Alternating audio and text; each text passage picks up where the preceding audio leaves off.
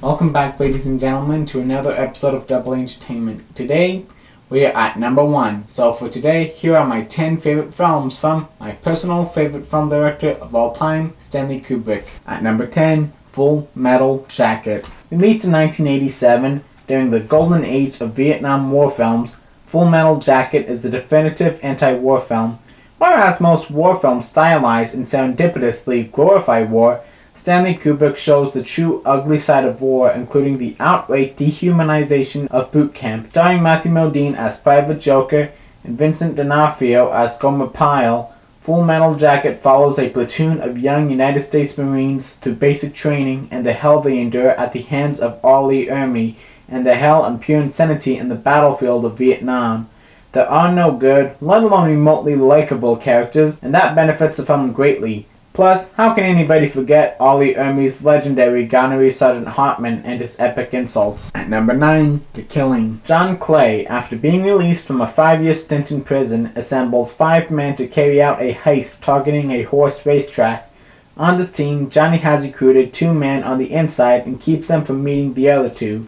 The cast includes 2 of my underrated favorite actors, Timothy Carey, who would later team up with Kubrick in Paths of Glory, and Elisha Kirk Jr. of House on Haunted Hill and Rosemary's Baby fame. The Killing is a brilliant noir classic with distinctive characters and gripping cinematography. At number 8, Paths of Glory. Another amazing anti-war film, this time starring Kirk Douglas as Colonel Dax. Paths of Glory is based on the novel by Humphrey Cobb and is set during World War I.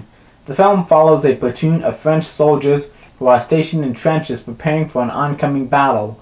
Once the battle begins, Colonel Dax and his men, after putting up one hell of a fight, realize that they are outnumbered and cannot traverse the battlefield without losing each and every soldier. They retreat. This does not go over well with the heads of the French military, and at random condemns 3 soldiers to death by firing squad as punishment for cowardice. Paths of Glory is a sore thumb amongst any war film ever made, shattering the fantasy of war and heroism.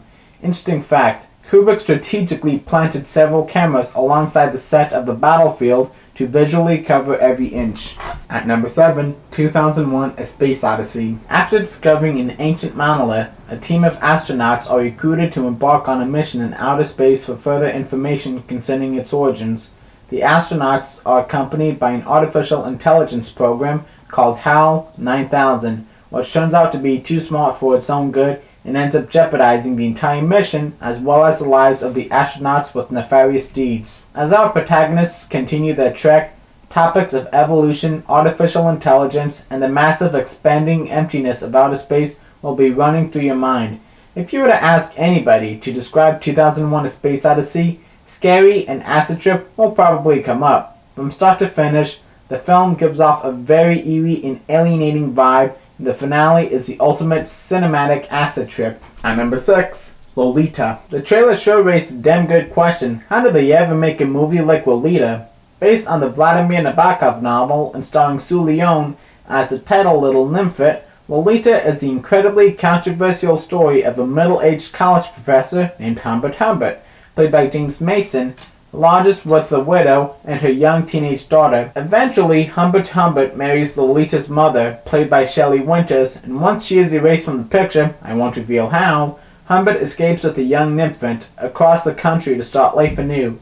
I could say this movie didn't age so well, but it was controversial to begin with.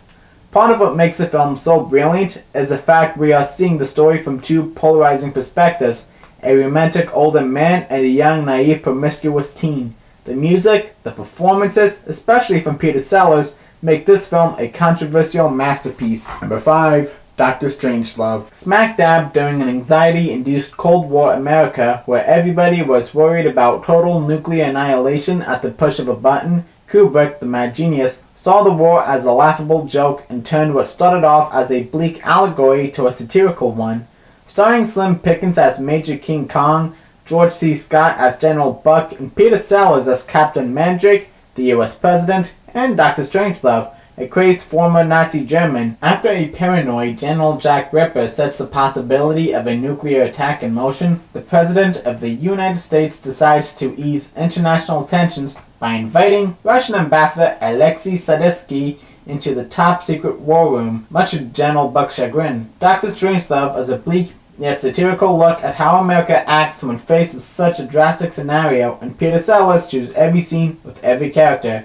Sadly, he's not the funniest president I've ever seen. At number 4, A Clockwork Orange. Based on the infamous and disturbing 1962 novel by Anthony Burgess, the even more so disturbing and controversial 1971 film, although it keeps the spirit of Stanley Kubrick alive today, put him and his family's life at risk due to the controversy. Malcolm McDowell stars as the problematic role of Alex Delage, a teenager who spends his nights with his fellow droogs, committing random acts of violence and rape around dystopian England.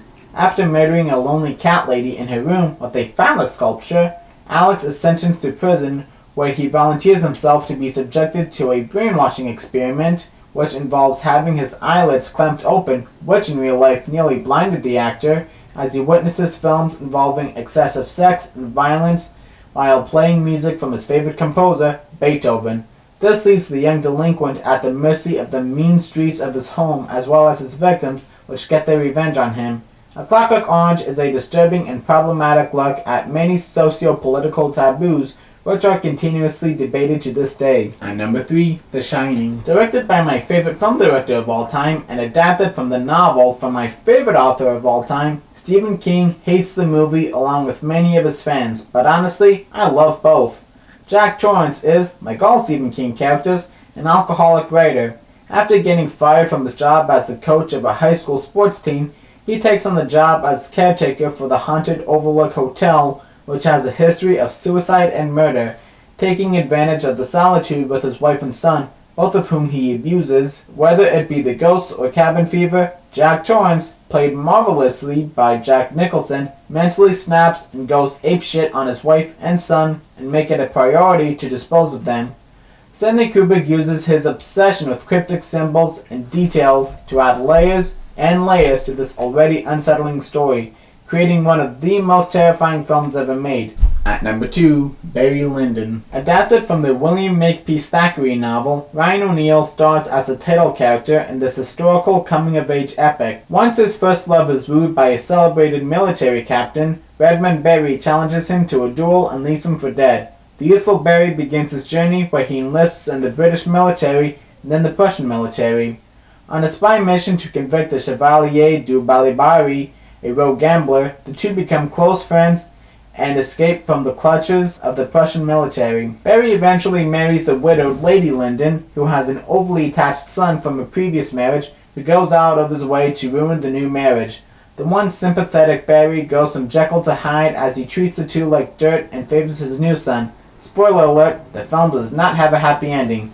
The music and cinematography ideally complement this 1975 classic. At number 1, Eyes Wide Shut. The final film from the masterful filmmaker, Eyes Wide Shut was released 6 days after my birthday. Based on the novel True Novel, or Dream Story by Arthur Schlitzer, Eyes Wide Shut sure as hell comes off like a bizarre and frightening dream.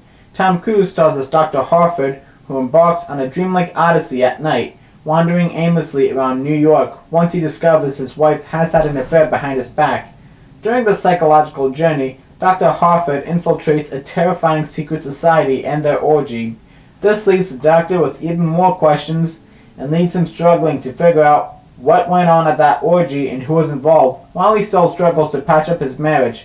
Eyes Wide Shut, along with The Shining, is Kubrick's most debated film, and honestly, I am very fascinated by most of the theories that are out there, and it is definitely a surreal dream story. Seeing this was his last film and the polarizing theories about the film's meaning cements this as one of my top favorite Kubrick films. Born in 1928 New York, Stanley Kubrick found a fascination with the art of photography at a young age. Having struggled throughout his school career, he was not accepted into any colleges, but instead would sneak into psychology courses. He directed his feature film debut, Fear and Desire, in 1953, and directed 12 more feature films, each proving to be as masterful, aesthetically pleasing, and thought-provoking as the next. He married Christiane Kubrick, the German girl who sang at the end of Paths of Glory in 1958, and had 2 daughters with her. The films of Stanley Kubrick are absolutely memorable and vastly different from each other. Whatever the genre or subject of the film was, Stanley Kubrick always took his time to thoroughly research and develop a spellbinding film, wowing generations of cinephiles. Despite his films launching into the mainstream, Kubrick always stuck to his guns and told each story his own personal and conflicting way. Just take any single film of his, and you can spend years analyzing it.